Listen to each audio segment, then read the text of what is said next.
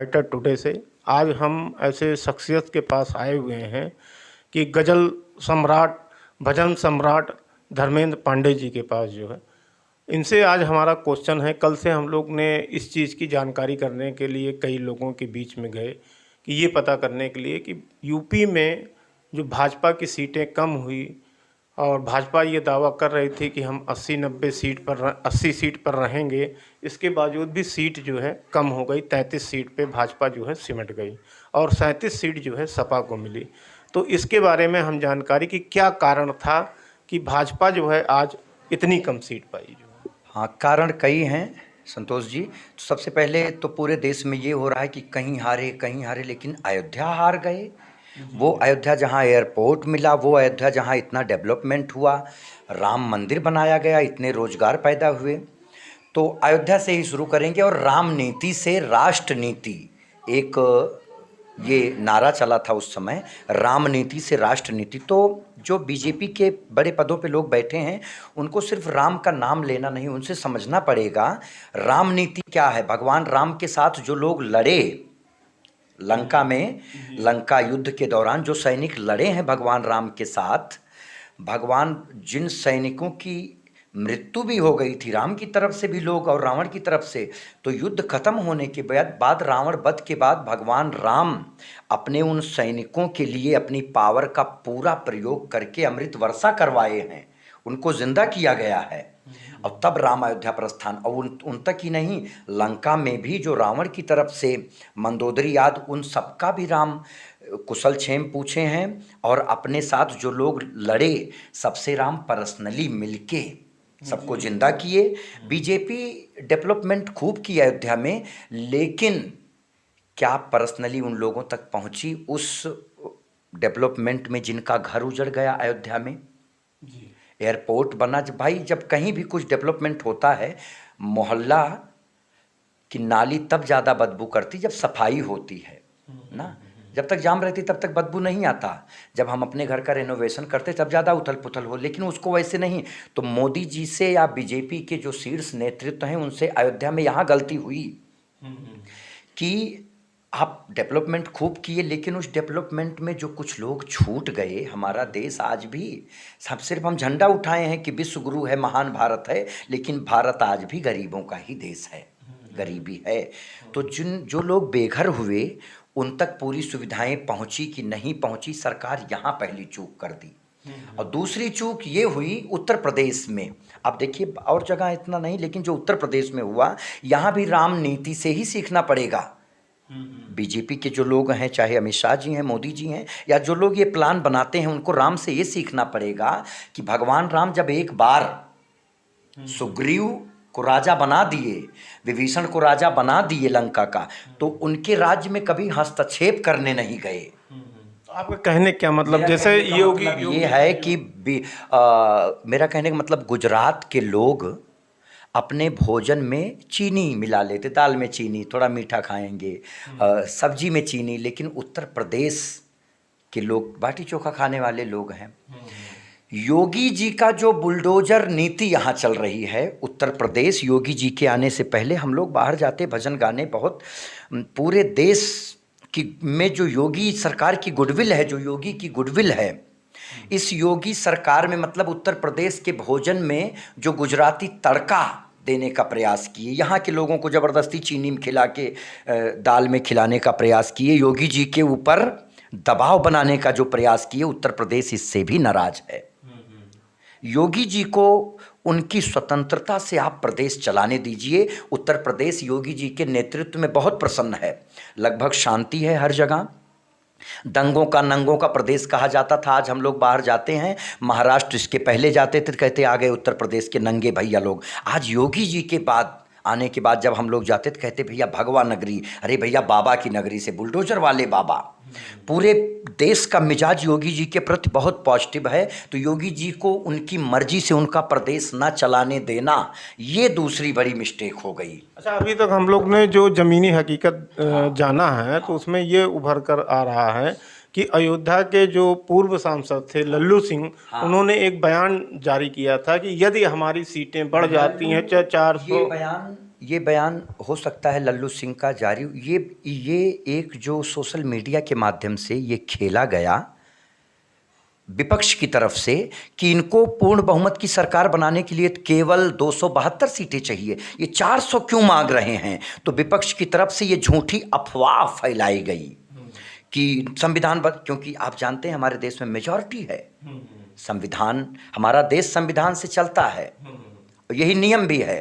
संविधान से हमको रहना चाहिए, शास्त्र से हमको जीना चाहिए। संविधान में शास्त्र में यही अंतर है। मोदी जी भी कहे कि संविधान हमारे लिए शास्त्र है। मगर जनता हमको लग रहा है कि गुमराह हो चुकी थी। मोदी, हाँ, जनता को गुमराह किया गया कि संविधान बदलते, जबकि कहाँ बदला जा सकता है संविधान। अभी आप देखिए नितिन गडकरी जी, सारे लोग बीजेपी के बोले संविधान बदलना नामुमकिन है, लेकिन विपक्ष ने ये पासा फेंका कि इनको 400 सीट क्यों चाहिए।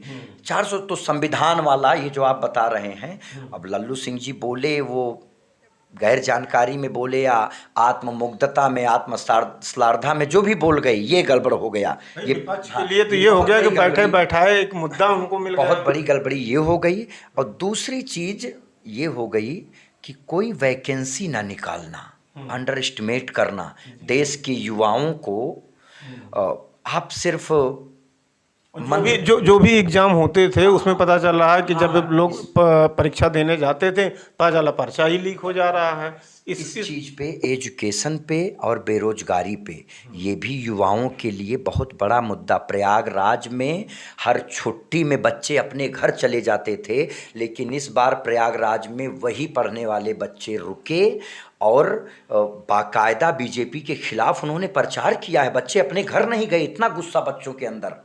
जो बच्चे हॉस्टल में रहने वाले, पढ़ने वाले बच्चे छुट्टी मनाने अपने घर नहीं गए, वो कहे हम घर नहीं जाएंगे, हम सरकार के विरोध में प्रदर्शन करेंगे। इस पे ध्यान देना चाहिए। छोटी छोटी चीज़ों पे भी वो बड़ा रूप कब ले लेंगी। एजुकेशन, और हमारा देश युवाओं का देश है, इस पे ख्याल करना चाहिए। सिर्फ राम की बात मत करिए, राम नीति से राष्ट्र का निर्माण करिए, राम से राष्ट्र तक। जब मंदिर बना उद्घाटन में मोदी जी का यही तो था, राम नीति से राष्ट्र निर्माण। तो राम नीति क्या कह रही है? राम नीति कह रही है कि अपने साथ, भगवान राम के साथ जितने भी थे, हनुमान सुग्रीव नहीं, केवल उनका नहीं, सबसे नीचे 14 जूथा बंदरों से राम पर्सनली मिले हैं। तो ये जो ऊंचे लोग बैठे हैं, वहाँ से जो पैसा पास हुआ वो अयोध्या के लोगों तक पहुंचा। उनका घर टूटा है, जो लोग बेघर हैं उन तक पहुंचा कि नहीं पहुंचा, इसकी बहुत बड़े लेवल पे जांच करानी थी। वैसे वहाँ शिकायत हुई कि पता चला कि हमारा घर टूट गया और क्या नाम, दुकान टूट गई, और हमें जो मुआवजा मिलना था वो मात्र खाना पूर्ति के लिए मुआवजा मिला। तो वहाँ के लोग काफ़ी राम से, अगर राम की बात आप कर रहे हैं, मंदिर बना रहे हैं, तो राम से राष्ट्र निर्माण, तो राम नीति भी अपनाइए। राम इतने ज़मीन स्तर पे सोचते हैं कि उनके लिए वो राजा हैं, लेकिन उनके राज्य का धोबी क्या कह रहा है, उस धोबी का क्या विचार है राम के प्रति, ये भी राम के लिए महत्वपूर्ण है। आप देखिए, यही तो राम है, यही तो चरित्र है राम का। राम राजा है, राम राज्य की परिकल्पना करने का मतलब क्या हुआ? राम मंदिर, राम राज्य। तो जो ऊंच बड़े शीर्ष पे बैठे हैं लोग, राम से सीखें कि एक धोबी की भी तकलीफ, धोबी के विचारों पे राम विचार किए। तो यहाँ गलती हो गई राम नीति में। राम नीति पूरी तरह अपना नहीं पाए बीजेपी, यहाँ गलती हुई। और संविधान वाला जो ये अफवाह फैलाई गई, इससे बहुत बल मिला विपक्ष को। और आने वाले दिनों में उत्तर प्रदेश के लोगों को खास करके, अब देखिए संविधान वाला जो, जहाँ तक मुद्दा, क्या सिर्फ उत्तर प्रदेश में ही दलित हैं? मध्य प्रदेश में दलित नहीं, राजस्थान में, गुजरात में दलित नहीं, वहाँ क्यों नहीं चला? यहाँ जो उत्तर प्रदेश में ही क्यों चला ये संविधान वाला? और क्यों नहीं? केवल महाराष्ट्र, उत्तर प्रदेश में ही दलित हैं भारत में, और कहीं नहीं है। दलित वाला अगर ये मुद्दा है तो और भी कहीं चलना था ना। अफवाह तो हर जगह फैल, लेकिन उत्तर प्रदेश में योगी जी को उनके मन से इस प्रदेश को ना चलाने देना, अपने मर्जी से लोगों को टिकट दे देना।